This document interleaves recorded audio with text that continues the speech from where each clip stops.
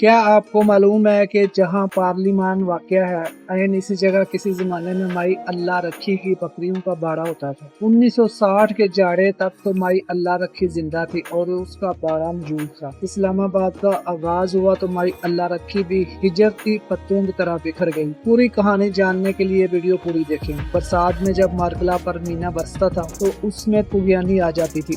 اس کے کنارے مائی اللہ رکھی نے باڑا بنا رکھا تھا۔ باڑے میں کچھ بکریاں، ایک آدھ گائے اور حفاظت کے لیے 2 کتے رکھے ہوئے تھے۔ مائی اللہ رکھی کی رہائش پارلیمانی لاجز میں تھی، سیکٹر G5 میں، سپریم کورٹ اور پارلیمان کے عین سامنے ریڈ زون میں۔ یہ مائی اللہ رکھی کا گاؤں تھا، وہ ہستا بستا گاؤں۔ اس کا نام کٹاریاں تھا۔ کٹاریاں نام کا گاؤں اس جگہ پر تھا جہاں پارلیمان، سپریم کورٹ، وزیر اعظم آفس، وفاقی شرعی عدالت، وزارت خارجہ، سرینا ہوٹل وغیرہ قائم ہے۔ شاہراہ سری نگر اور اتا ترک ایونیو کے بیچ کا سارا علاقہ یوں سمجھیے کہ کٹاریاں گاؤں کا علاقہ تھا۔ اکا دفعہ مکانات اس جانب تھے جہاں اب سفارتخانے قائم ہیں۔ G15 اور G52 کٹاریاں گاؤں میں بسائے گئے۔ بابا جی سے پہلی ملاقات کی ہمیں پاکستان کے حالات و واقعات سمجھتے گزر گئی، لیکن چند ماہ بعد میں پھر ان کے پاس جا پہنچا۔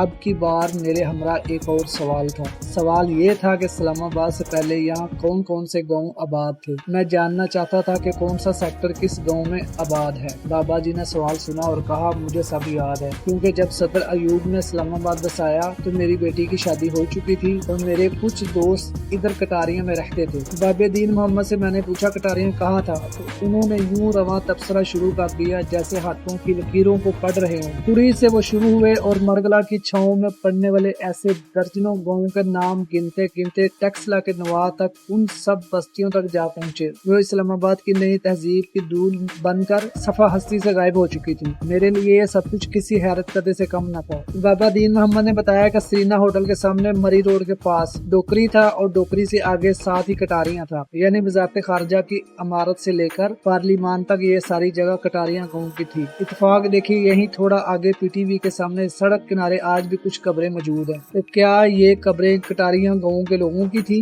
یہاں کٹاریاں گاؤں ہی کے لوگ مدفون ہیں تو باقی قبریں کہاں ہیں؟ کیا ایوان صدر کے اس پار آس پاس کہیں کوئی قبرستان بھی ہے؟ میں کبھی یہ سوچتا تھا کہ پرانے وقتوں کا ایک گاؤں اتنا بڑا کیسے ہو سکتا تھا۔ یہی سوال ذہن میں لیے میں CDA سے ہوتا ہوا پاکستان آرکائیوز تک جا پہنچا۔ 1961 کی مردم شماری کا ریکارڈ چیک کرنا شروع کر دیا۔ یہ وہ وقت تھا جب اسلام آباد پروجیکٹ پر کام شروع ہو چکا تھا، گاؤں ایکوائر کیے جا چکے تھے اور تعمیرات بھی شروع ہو چکی تھی، یعنی اس وقت کے اعداد و شمار زیادہ حسب حال تھے۔ اس ڈاکومنٹ کے مطابق 1961 میں کٹاریاں گاؤں کا کل رقبہ 1206 ایکڑ پر مشتمل تھا۔